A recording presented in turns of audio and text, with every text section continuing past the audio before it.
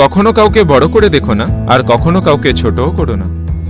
কিছু যায় আসে না যদি একটা কাগজ, একটা সামান্য কাগজ, যখন আমরা বড় হচ্ছিলাম একটা কাগজ আপনি তাতে পা দিতে পারবেন না।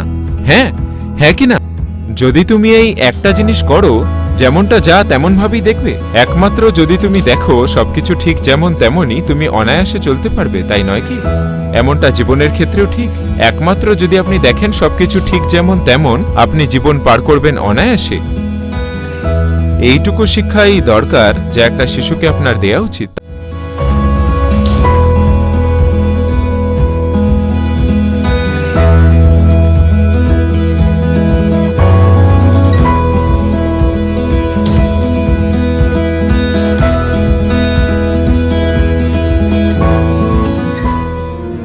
আমি অনেক দিকে ব্যস্ত ছিলাম, তাই আমার কখনো মনে হয়নি যে আমাদের নিজেদের একটা সন্তান হোক। কিন্তু আমার স্ত্রী বললেন অন্তত একটা। তো আমি বললাম ঠিক আছে, একটাই। তো সেটা হলো। আর ও যখন শিশু, 3-3.5 মাস বয়স থেকেই আমি দক্ষিণ ভারত জুড়ে ড্রাইভ করছি। আমি একা ড্রাইভ করছি, আর ও আমার গাড়ির সামনের সিটে বেল্ট দিয়ে আঁটা, আমার এক হাত এখানে আর এক হাত স্টিয়ারিং এর ওপর। তখন আমরা সবে ঈশা ফাউন্ডেশন গঠন করছি, তাই আমি প্রচুর পরিমাণে ভ্রমণ করতাম, আরও আমার সাথেই ঘুরত সেই 3.5 মাস বয়সেই। তাই প্রথম 4 বছর ও গাড়িতেই বড় হয় আমার সাথে, আর অনেক মানুষের বাড়িতে। তাই ও হাজার হাজার মানুষের সাথে মিশেছে আর শিখেছে কিভাবে যে কোনো পরিবারের অংশ হতে হয়, যে কোনো জায়গায়, তা সেটা বিশ্বের সবথেকে বিত্তবান বাড়ি হোক বা জানেন তো কোনো আদিবাসী বাড়ি, যেখানে তা ও যেখানেই থাকুক না কেন, আমি সবসময় নিশ্চিত করতাম ও যেন সবকিছুর স্বাদ পায়, সেরকম পরিবেশের আঁচ পায়। আমি চাইনি ও কোনো রকম সংস্কার বা অধিকার বা বাছাইয়ের ধারণা জন্মাক, কোথায় থাকবে আর কোথায় থাকবে না। যতদিনে ওর 3 বছর বয়স হয়, ও অন্তত 1000 লোককে চিনত তাদের নাম ধরে, যাদের ও বন্ধু ভাবত। অবশ্যই ওর বয়সের নয়, সবাই প্রাপ্তবয়স্ক মানুষ। তো মানুষের সাথেই প্রচুর মেলামেশা।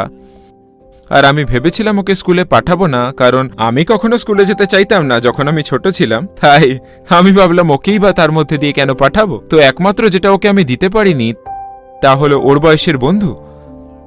তাই আমি ওকে একটা স্কুলে পাঠাই যেটা তেমন প্রতিযোগিতামূলক নয়, যেখানে খুব চাপ নেই। তাই আমি একটা স্কুল খুঁজি যে কৃষ্ণমূর্তি শুরু করেন, আর আমি ওকে ওখানেই ভর্তি করি যাতে সহজ হয়। আর আমি বলি আমার মেয়েকে আরও ছাড় দেবেন, কারণ আমি চাই না, আমি ওর রিপোর্ট কার্ড কোনোদিন দেখব না। আমি জিজ্ঞাসা করব না তোমার র্যাঙ্ক কত, আমি জিজ্ঞাসা করব না বড় হয়ে কি হবে। তাই ওর নম্বর বা পড়াশোনা নিয়ে একদম চিন্তা করবেন না। যদি ও খেলে, ঠিকমতো খায়, আমি খুশি। ও বড় হচ্ছে, ঠিকমতো খাওয়া দরকার। যদি ভালো মতো খেলাধুলা করে, হাসে, গান গায়, নাচে, আমি খুশি। আমি এ নিয়ে চিন্তিত নই, কারণ আমি যখন স্কুলে ছিলাম প্রত্যেক পরীক্ষায় আমি খুবই অটল ছিলাম। আমি সবসময় 6টা শূন্য পেতাম, কারণ আমি একটা শব্দও লিখতাম না কোনো পাতায়। তারা জোর করলেই নিজের নামটা লিখতাম, নচেত আমি কিছুই লিখতাম না। আর যখন ফাইনাল পরীক্ষা আসতো, আমি 35-এর জন্য চেষ্টা করতাম, আর আমি সবসময় পেতাম 35-36 পুরো মেপে। কোনোদিন পরীক্ষা হলে 30 মিনিটের বেশি বসিনি। প্রথম ঘন্টা পড়লেই আমি বাইরে।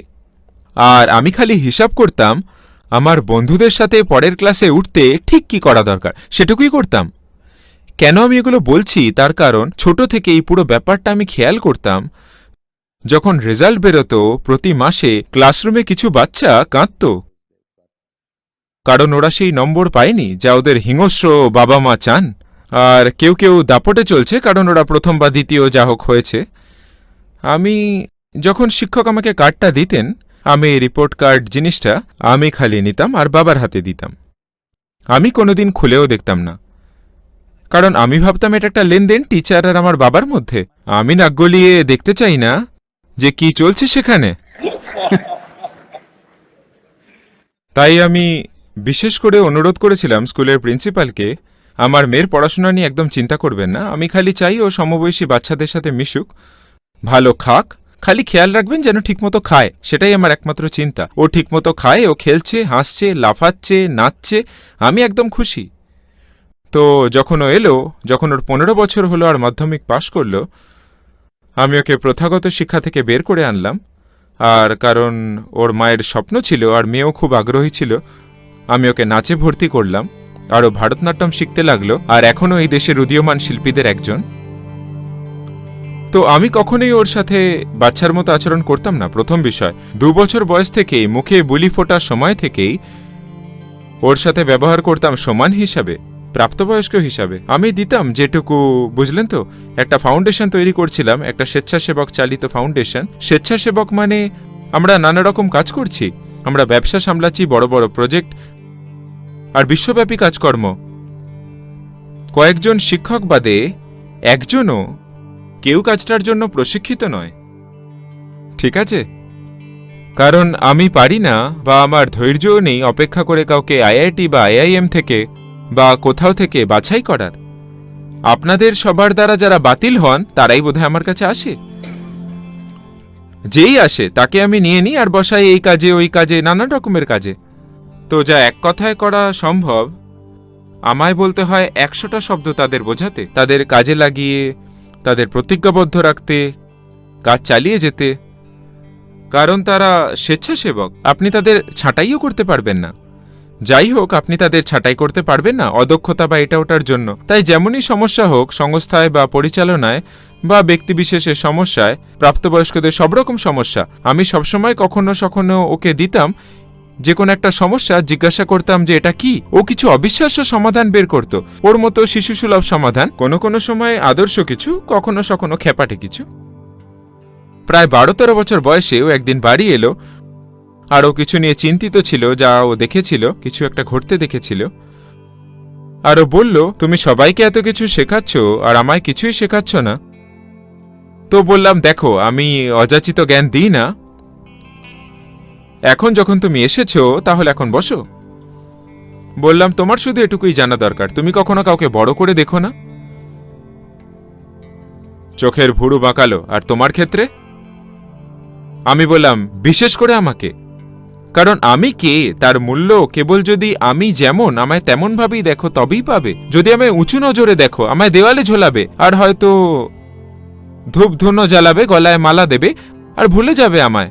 এতে এতে জীবনে এমনিতেও কোনো পরিবর্তন হবে না। তোমাকে আমায় দেখতে হবে আমি যেমন তেমন ভাবে, তোমায় দেখতে হবে আমি ঠিক যা তার জন্য, তাহলেই আমি তোমার জন্য মূল্যবান। কিন্তু যদি আমায় উঁচু নজরে দেখো, সেটা হারাবে। তো কখনো কাউকে বড় করে দেখো না, আর কখনো কাউকে ছোটও করো না। যদি তুমি এই একটা জিনিস করো, যেমনটা যা তেমন ভাবেই দেখবে। একমাত্র যদি তুমি দেখো সবকিছু ঠিক যেমন তেমনই, তুমি অনায়াসে চলতে পারবে, তাই নয় কি? এমনটা জীবনের ক্ষেত্রেও ঠিক। একমাত্র যদি আপনি দেখেন সবকিছু ঠিক যেমন তেমন, আপনি জীবন পার করবেন অনায়াসে। এইটুকু শিক্ষাই দরকার, যা একটা শিশুকে আপনার দেয়া উচিত। তাই সবসময় ওর সাথে বড়র মতো আচরণ করেছি, কখনোই নিজেকে ওর ওপরে রাখিনি। এই মূল ব্যবস্থাটাই আমি করেছি যে ও কাউকে উঁচু নজরে দেখবে না বা কাউকে ছোট করেও দেখবে না, খালি দেখবে সবকিছু ঠিক যেমন তেমন ভাবে।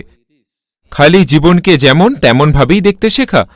উঁচু নজরে দেখাও একটা ভুল, নিচু নজরে দেখাও ভুল। উঁচু নজরে দেখা বিশেষ কোনো পূর্ব ধারণা থেকে আসে, নিচু নজরে দেখাও আসে পূর্ব ধারণা থেকে। সমস্ত জীবনের প্রতি সমান আচরণ, সবকিছুকে, সেটা যাই হোক, এটাই আমাদের সংস্কৃতি। আমি এটা আপনাদের বোঝাতে চাই। কিছু যায় আসে না যদি একটা কাগজ, একটা সামান্য কাগজ, যখন আমরা বড় হচ্ছিলাম, একটা কাগজ আপনি তাতে পা দিতে পারবেন না।